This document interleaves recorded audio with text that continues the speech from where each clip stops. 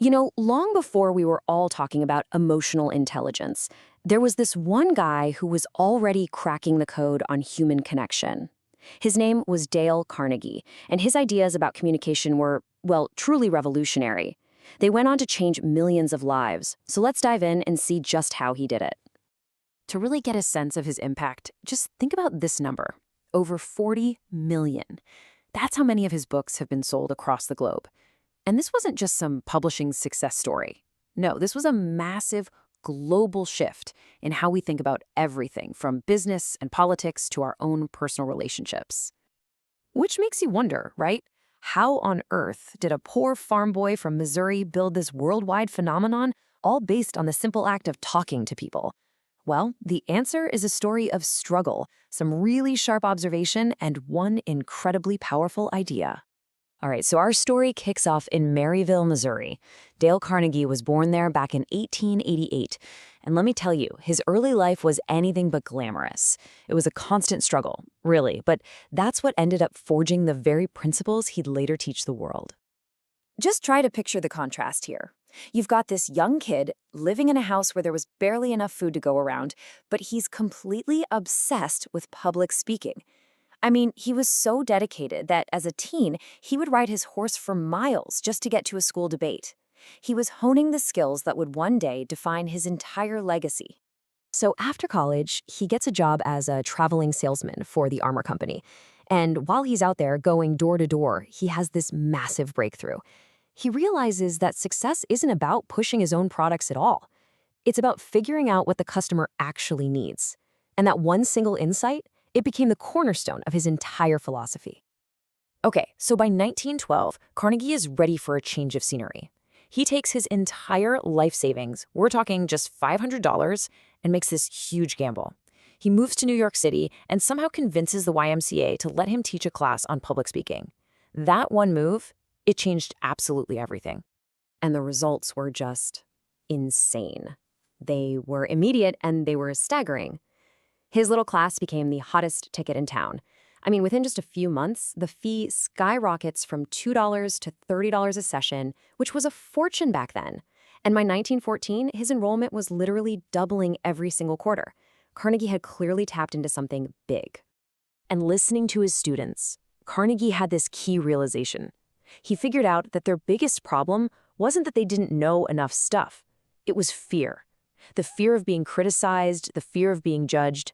They just didn't have the confidence to get their ideas across or to influence other people. And that insight, that became the foundation for his whole course.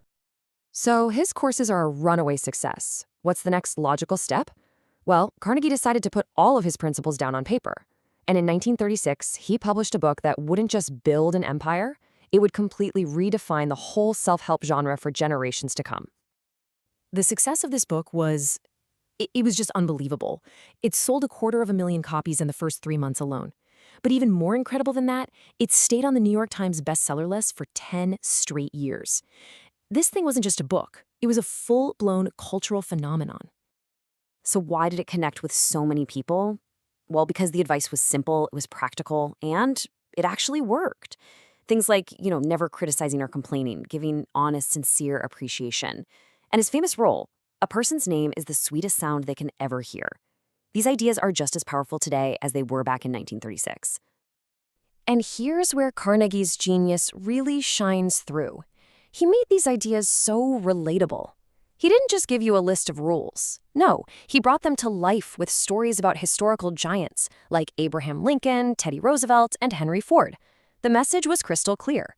Hey, if these principles worked for them, they can definitely work for you too. Now, Carnegie passed away in 1955, but his work is, you could argue, more relevant now than ever. His ideas didn't just launch a company, they planted these seeds that have grown into so many of the leadership and communication practices that we just take for granted today. I mean, just look at the footprint of his organization today. Over 8 million professionals have been trained in corporations. They have a presence in more than 90 countries. And those book sales just keep on climbing, well into the tens of millions. His teachings have basically become a global standard for how we do professional development. And what's really fascinating is when you see how his original ideas connect directly to what we do in the modern office. You know the idea of a short, punchy elevator pitch? He pioneered that. Frameworks for persuasion, models for employee recognition. You can trace the DNA of all of that right back to Dale Carnegie's classroom. And his influence, it goes way beyond his own work. He pretty much created the modern self-development industry as we know it. I mean, think about the giants, people like Stephen Covey, Tony Robbins, Zig Ziglar. So much of their work is built on the same foundational principles that Dale Carnegie first brought to the mainstream. But, maybe his single greatest achievement was this huge shift in perspective. Before Carnegie came along, people just assumed that good communication was a talent you were born with. He completely reframed it as a skill that anyone could learn. He helped move leadership away from just commanding people and toward listening. And he helped us see that appreciation is a much more powerful tool than criticism. If you only remember one thing from his entire philosophy, let it be this quote right here. Real influence isn't about having power or authority over people. It's about genuinely making other people feel valued and important. It's as simple and as powerful as that. So that leaves us with a little challenge. Thinking about all these timeless ideas, from simply remembering someone's name to giving them some sincere appreciation, what's one small thing from Carnegie's playbook that you can try to use in your very next conversation?